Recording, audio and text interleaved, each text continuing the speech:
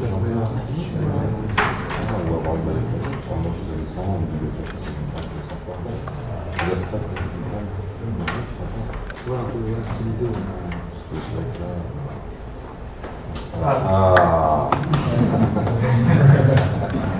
voilà le Bitcoin central avec le ASC et on a aussi mis une petite flèche donc, qui fait rouge vers le bas quand le prix descend et qui fait vert vers le haut quand le prix monte. Voilà, donc c'est un produit assez simple et qui a pour simple objet d'afficher le prix du Bitcoin aux yeux de tous et le plus flashy possible. Voilà. Et tu as une idée du prix, combien ça coûterait? On est à quel ordre ouais, voilà. Alors en fait, ce LED-là est vendu 320 € TTC, 280 achetés. Donc si je veux, je vais en acheter plutôt 16 et je vais essayer de faire une série de 16 en fait, puisque le prix est vachement dégressif. À partir de 16 LED achetés, c'est la moitié du prix principalement, donc ça passe de 320 à 160 €. Et donc le prix final sera environ 250 €. Voilà.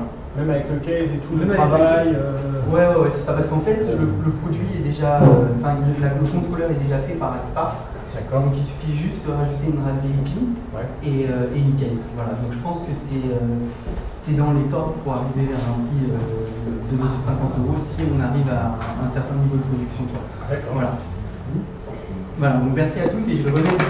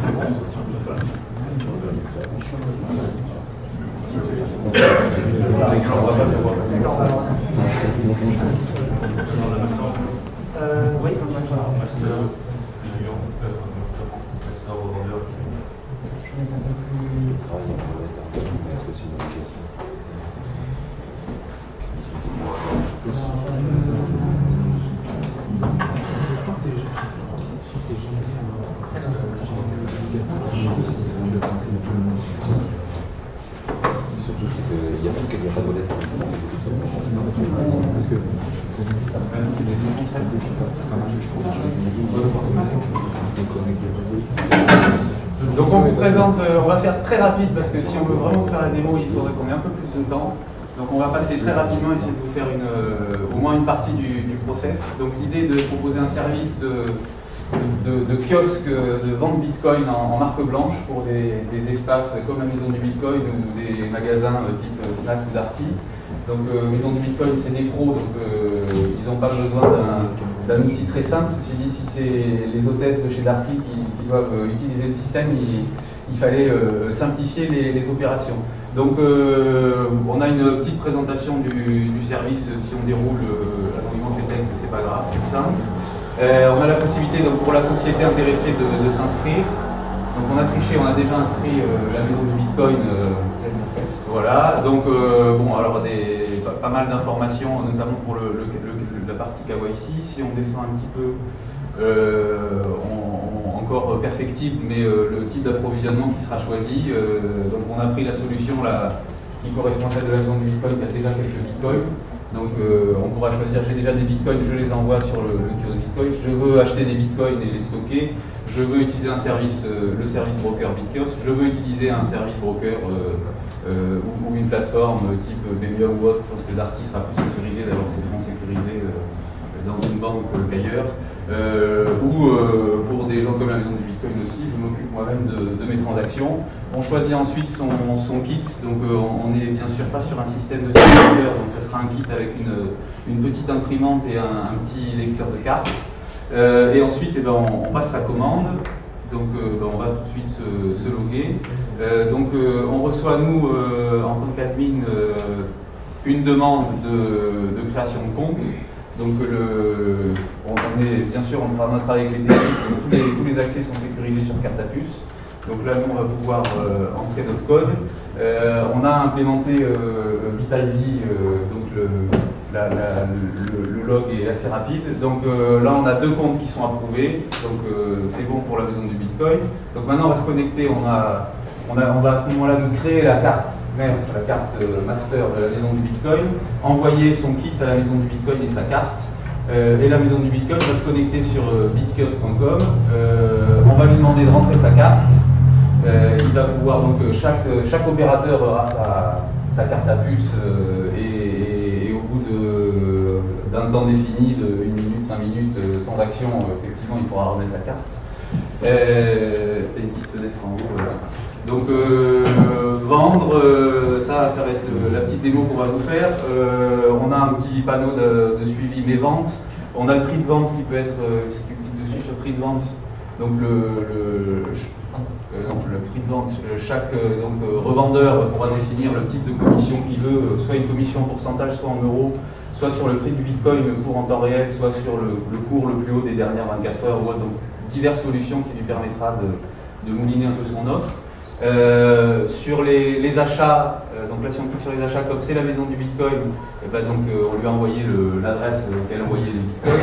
Paramétrage du service web, donc c'est l'originalité, c'est que, donc là on l'a déjà fait aussi, le service sera accessible pour les clients sur un web wallet en marque blanche. Donc là on va, si on clique sur un, uploader le logo de la maison du Bitcoin, sur le 2 choisir la couleur de fond du bandeau, et sur le 3 du pavé numérique.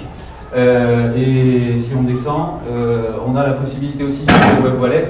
Donc on a une petite boutique Bitcoin bien entendu. Donc la maison du Bitcoin, on a déjà rajouté les 2 produits phares, le mug et le t-shirt. Et donc sur le web wallet, on aura la possibilité bien sûr de faire ces transactions, de racheter des bitcoins directement à la maison du Bitcoin puisqu'on en a acheté et qu'on est enregistré là-bas, ou de vendre des produits en bitcoin bien sûr. 2 minutes, parfait. Les infos, bon, on y passe, donc vente. Alors vous excuserez, on a quelques problèmes CSS, donc on ne pourra pas déployer le service lundi, mais alors nouveau client, donc là ça serait, il faudrait que ce soit Eric qui le fasse, hein. Nouveau client, est-ce que le KYC tu l'enregistres sur un service, tu le fais en interne, tu le fais en interne, voilà. Le montant dépensé en euros ou en bitcoin. Voilà, on calcule le prix Bitcoin, le prix de la carte à puce, la TVA, le type de règlement. Donc sur notre solution, c'est bien sûr le commerçant qui fait son encaissement. Donc si tu valides ta vente, voilà, donc la commande est enregistrée. Maintenant, tu vas donc, ton opérateur ou ton opératrice va insérer une carte dans le lecteur de carte. Oui, tu as le petit en haut. Voilà, on va demander au client de taper son code PIN. On a dit que c'est Arthur qui faisait le client. Voilà, donc là la carte va être initialisée. Donc je laisse David ou Nicolas expliquer la partie technique. Voilà, donc là ce qui se passe, c'est qu'on est sur un nouveau firmware en fait qui permet de récupérer directement la seed en 2 parties. L'idée c'est qu'on va transmettre une partie du backup de la seed au client et le reste, voilà, et le reste qui est généré par la maison du Bitcoin. Donc pour les clients experts, ils pourront choisir de l'imprimer, on pourra leur communiquer la seed, mais je dirais pour le client lambda, on a un backup papier, c'est-à-dire qui contient donc une seed qui n'est pas exploitable. Donc si le client perd sa carte, il revient à la maison du Bitcoin avec ce papier et on est capable de lui en créer une autre. Voilà, donc l'opérateur aura validé et aura imprimé le petit papier de sauvegarde, et donc le client repart avec sa carte, et on va juste aller sur le web wallet online. Donc, donc le client ira lui sur la carte, il faudra imprimer l'adresse du web wallet bien sûr, et on va sur le web wallet, et donc le client doit juste insérer sa carte. taper son PIN et il est donc logué tout de suite sur son web wallet. Alors on n'a pas implémenté les Nugget t-shirts et là si on avait traité une commande, et directement le client recevrait les bitcoins qu'il a commandé. Connexion internet. Bon. Voilà.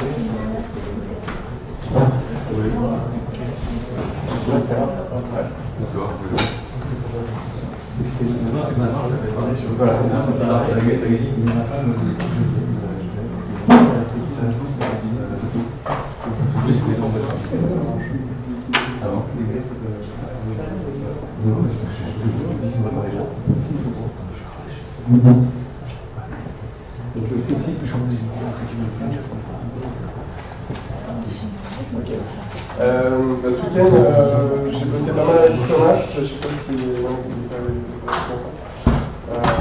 on a étudié une implémentation d'une crypto-monnaie en Python assez minimale qui s'appelle Basiccoin. C'est pas similaire à Bitcoin, mais c'est assez petit, c'est 1 millier de lignes de code, donc essayer de comprendre un peu comment ça marche.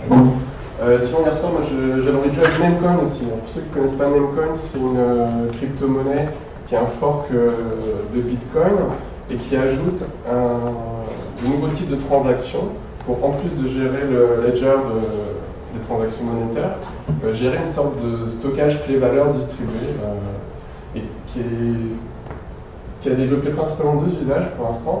Un premier sous-ensemble de l'espace de nom des clés qui commence par D/ est utilisé comme une alternative au système de nom de domaine. Donc ils ont choisi d'utiliser le top level domain .bit, qui n'est pas un top level domain officiel. Et si vous avez un serveur DNS adapté, il est capable de résoudre des noms de domaine en .bit en se basant sur les données qui ont été écrites dans la blockchain de Namecoin. Il y a un autre usage de Namecoin qui est le namespace ID/ quelque chose, où vous pouvez stocker des données relatives à votre identité. Et là, il y a une convention, on met un JSON comme valeur. Il y a certaines clés qui vont permettre de dire ça c'est mon adresse email, ça c'est mon nom, ou ça c'est mon adresse Bitcoin, vous pouvez m'envoyer de l'argent, ou ça c'est mes adresses Namecoin. Donc Namecoin permet de faire ça, mais c'est encore un petit peu geek. Je me suis dit que ce serait bien de faire un système qui permettrait d'afficher les informations que j'ai stockées concernant mon identité dans Namecoin, et d'avoir une petite URL facile à donner à quelqu'un. Plus facile que de donner, tiens, si tu veux m'envoyer des bitcoins, c'est 1 RMD. Voilà. Donc j'ai perdu. Alors si vous êtes sur Coinbase, si vous avez un wallet sur un service en ligne, vous avez peut-être une petite URL sympa pour recevoir de l'argent, mais là c'est un moyen d'avoir des infos d'identité qui ne sont pas liées à un service en particulier et agrégées entre différentes monnaies, différents services. Donc il y a un exemple par exemple, donc j'ai acheté des bitcoins hier, je suis allé sur un exchange pour acheter des Namecoin et j'ai fait tourner mon nœud Namecoin et j'ai réservé mon ID Roland dans le ID / Roland et j'ai poussé des infos, j'ai mis mon nom, j'ai mis mon email, j'ai mis mon adresse Bitcoin, j'ai mis mon adresse Namecoin. Et donc là si vous allez sur oneid.io / Roland, vous avez une jolie petite page avec les infos qui sont stockées sinon dans la blockchain. Donc si quelqu'un d'autre a un ID Namecoin, on peut faire la démo en live. Non. Donc je vous invite à... Arthur Bouquet, vous attachez. Arthur Bouquet, comme on des fleurs. Michael. Non, Bouquet, B-O-U-Q-U-E-T. Attends, j'ai un suivi. Arthur Bouquet, B-O-U-Q-U-E-T. Je crois que voilà. 404, donc il n'y a pas... Voilà, il y a...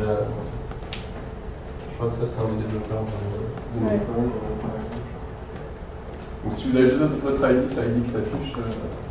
Et si vous avez une photo, si vous avez un nom, un email, etc., ça s'affiche aussi. Donc je ne sais pas, ça ne supporte pas encore tous les champs qui sont définis, mais voilà, c'était le... la petite idée du week-end. C'est fait en Python avec le framework Pyramid, une bibliothèque Python, Bitcoin Lib qui pose un gestionnaire PC à un nœud Python sur la machine.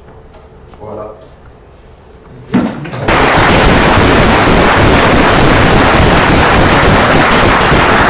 On peut être sur GitHub, on va suivre. Bitcoin Flyer.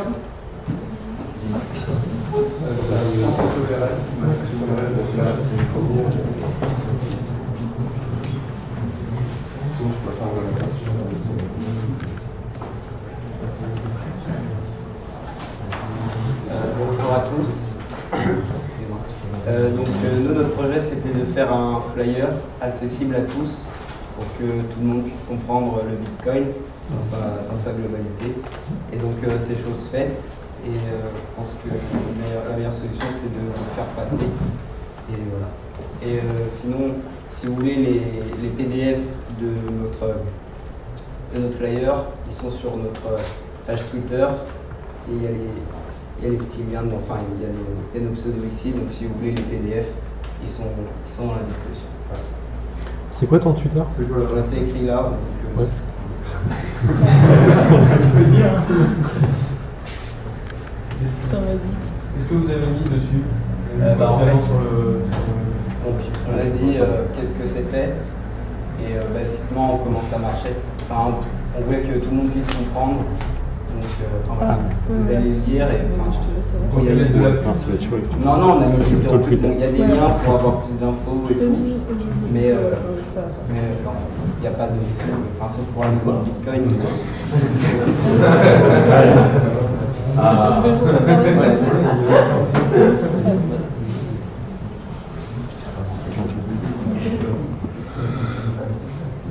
Okay, bah, nous on va récupérer le PDF et puis on va l'imprimer et puis on va le distribuer ici parce que je pense qu'en tout cas c'est une super idée, c'est exactement le genre de choses dont les gens ont besoin, ils demandent.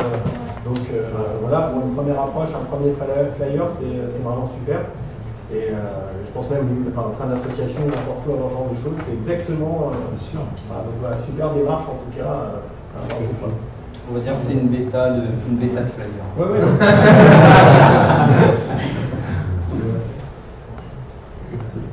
Ok, bah bravo.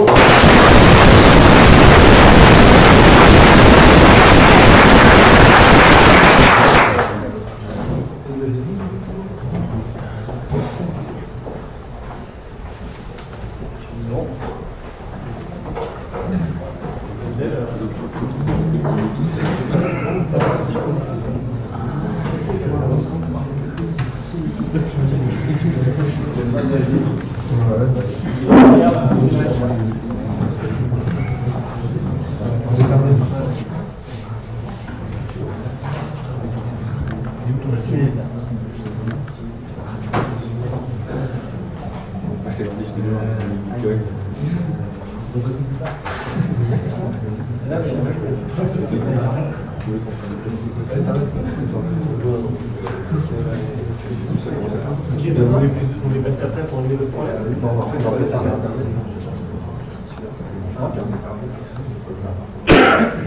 T'as juste besoin d'un PC HDMI, Ethernet et HDP. D'accord. En fait, le truc, c'est que ça va se reprendre sur les. D'accord. Comme il y a pas de dépendance, on est sur une machine qui n'a pas de. Vous n'avez pas de. La limite, ça paraît ça commencer quelqu'un d'autre à la limite. Ok. Loterie. Une loterie. Ah.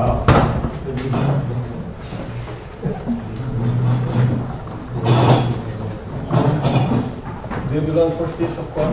Là, projeter sur l'ordinateur juste pour montrer le site. Bah, je pense. Parce que moi, il n'y a pas d'HDMI, c'est un jeu. Non, mais sinon, ouais, Je suis de la version d'avant. Non, mais j'ai pas de ordinateur. Ouais. Tu peux ou pas? Ouais. Si, c'est bon. D'accord, merci. Juste que je sois fixé. Ah ouais, en fait, on en a besoin. Non, mais sinon, tu le mets sur la. T'es sur le Wi-Fi, là? Ouais. Ok, bah tu vas te mettre sur la Apple TV. On peut aller voir le ça? Oui, oui. D'accord. Je sais pas comment ça va. Ça me fait quoi comme version récente de ton OS? Ah non, mais sinon, c'est sous une machine virtuelle. Ah ouais, ça marche. Ouais, ça marche. C'est un vieux, bon. Ouais. Bon, bah, quelqu'un a un PC avec un HDMI. On en a Tu vas laisser un résident, je pense. On en a vu. Ouais. Allez, je vais faire que. Oui. Je sais pas trop. Non, si c'est sur YouTube.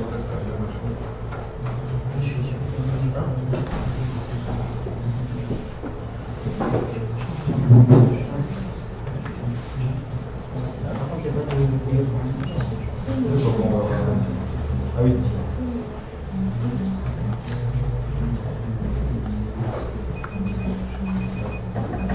C'est fini. Merci.